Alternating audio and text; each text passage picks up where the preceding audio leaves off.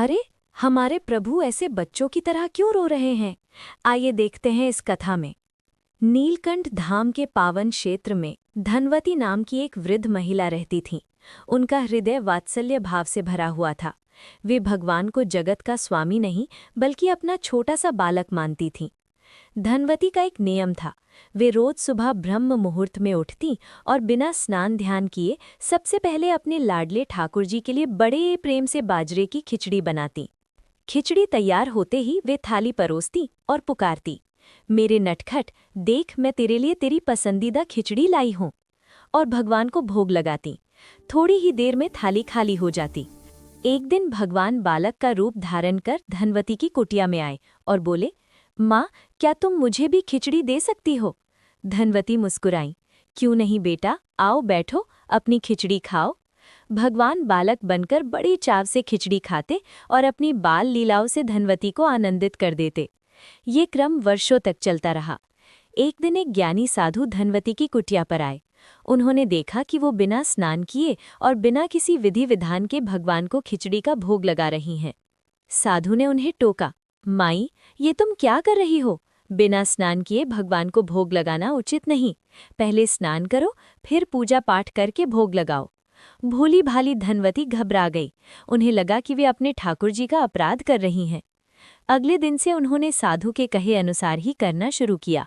पहले स्नान, फिर फूल, फिर पूजा। इन सब में बहुत समय बीत गया और खिचड़ी बनने में देर हो गई। उधर बाल रूप में भगवान कुटिया में आकर भूखे बैठे इंतजार करते रहे। जब बहुत देर बाद धनवती ने भोग लगाया तो भगवान ने जल्दी जल्दी खिचड़ी खाई, क्योंकि मंदिर के कपाट खुलने का समय हो गया था।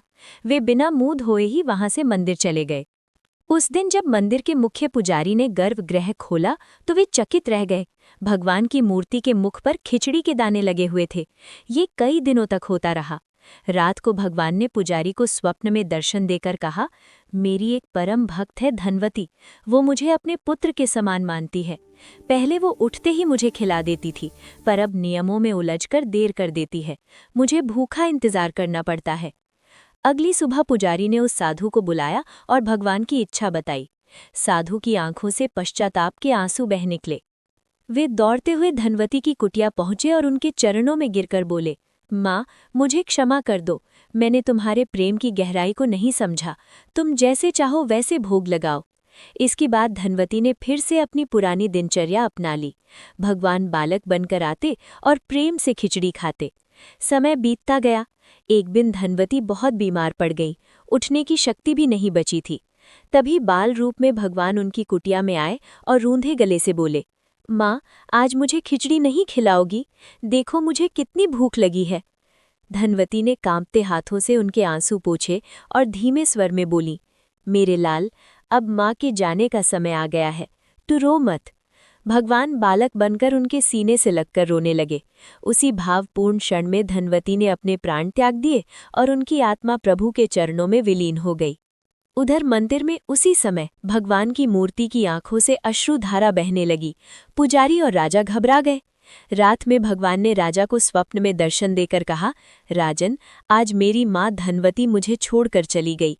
वो मुझे रोज अपने हाथों से खिचड़ी खिलाती थी। आज उसके बिना मैं अनाथ सा हो गया हूँ। राजा का हृदय द्रवित हो उठा। अगली सभा उसने घोषणा की, आज से प्रभु को सबसे पहले ब्रह्म मुहूर्त में बाजरे की खिचड़ी का भोग लगाया जाएगा, माँ धनवती की स्मृति में। और तभी से उस मंदिर में ये परंपरा शुरू हो गई। सच है, भगवान को पकवान नहीं, माँ जैसा प्रेम चाहिए। वे नियमों के नहीं, केवल भाव के भूखे होते हैं।